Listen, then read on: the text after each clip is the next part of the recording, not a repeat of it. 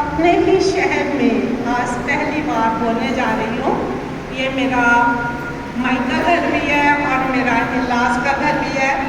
Eight presently मैं चंडीगढ़ में रहती हूँ। तो आज जो मैं टॉपिक आपके सामने ला रही हूँ, आपने एस्ट्रोलॉजी के बारे में सुन लिया, न्यूमरोलॉजी के बारे में सुन लिया, तो इस विषय में बताने की ज़रूरत नहीं है। तो आज मैं जो टॉपिक आपके साथ साझा कर रही हूँ वो है पास्ट लाइफ रिग्रेशन। जैसे कि सबको पता है कि सोल कभी भी मरती नहीं है। जैसे हम कपड़े बदलते हैं, पोशाक बदलते हैं, ऐसे ही सोल ये बॉडी त्यागती है और नई बॉडी को धारण करती है। क्या उस सारी यादें जो इस जीवन में हम जी रहे हैं, क्या हमारी ये थर्ड आई जो कि सब कुछ हमारा रिकॉर्ड करती है, क्या वो भूल जाएगी? नहीं। कई बार आप लोगों के साथ इतने प्रैक्टिकल्स इस जन्म में होते होंगे कि आपको समझ ही नहीं आता होगा कि ये व्यक्ति मुझे बार बार धोखा क्यों दे रहा है, या मुझे मेरे घर वाले जो कि आजकल कई लोगों के लाइफ पार्टनर्स या कोई रिश्तेदार या कोई दूर का रिश्तेदार उसके साथ बहुत अच्छा कर रहा है, जहाँ कोई किसी को धोखा दे रहा है, तो वो क्यों है जबकि आपने उसके साथ ऐसा कुछ भी नहीं किया। तो ये आपके कार्मिक रिलेशंस हैं जो कि आपके पीछे से चले आ रहे हैं।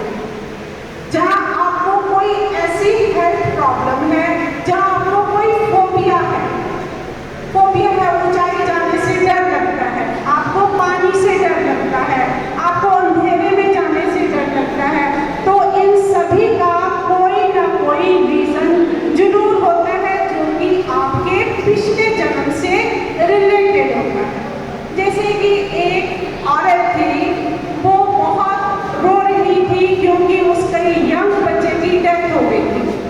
तो हर टाइम वो रोती ही रहती थी कि मेरे साथ ऐसे क्यों हुआ, भगवान ने मेरे साथ ऐसे क्यों किया, मेरा बेटा क्यों ले।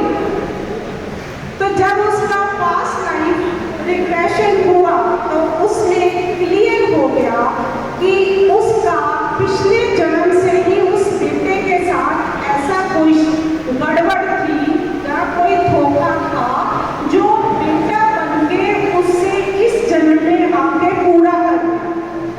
उसके बाद उस औरत को इतना ठहराव आ गया कि उसने उसकी शांति के लिए, उसकी आत्मा की शांति के लिए प्रे करनी शुरू कर दी, जहाँ कि वो हर टाइम उसको रोती ही रहती थी। इसी तरह किसी के घर में ऐसे हुआ, किसी ने जमीन के लिए कोई बयाना करा, वो बंदा आया और 35 लाख देके चला गया। ये मेरी आंखों सामने बात है, आपके सामने हुई है।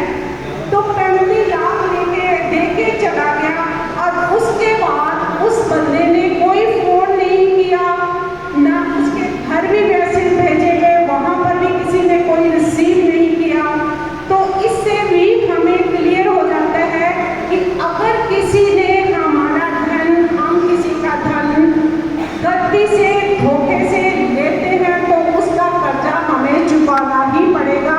उस बंदे के घर से कोई नहीं आया, वो 35 लाख जिनको दे के क्या उनका हो गया, इसका मतलब पिछले जन्म में उन्होंने उससे 35 लाख उस बंदे ने उसे दिया था। इसी तरह इस हम जाके पास्ट लाइफ जो थेरेपी है उसमें देख सकते हैं कि इसमें हमारा क्या रीजन है। उसके बाद अगर फोबिया, कॉन्फिडेंस, डिप्रेशन, एंजाइटी, इन सभी की बातें करें तो ये हम न्यूरॉन्स लिंग्विस्टिक प्रोग्रामिंग है, जो कि न्यूरॉन सेल्स हम सबकॉन्शियस माइंड में हमें मैसेज देते हैं, हम उनको रिकॉर्ड कर लेते हैं और उसको छोड़ना नहीं चाहते।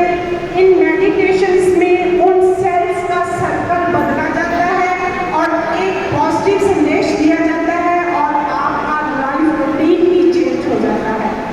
सो शुक्रिया करती हूँ इस मंच का और आप सभी को जिन्होंने मेरी आवाज़ सुनी है। आशा है कि आप सबको पसंद आई होगी और थोड़ी डिफरेंट लगी होगी। थैंक यू, धन्यवाद। बहुत बहुत धन्यवाद।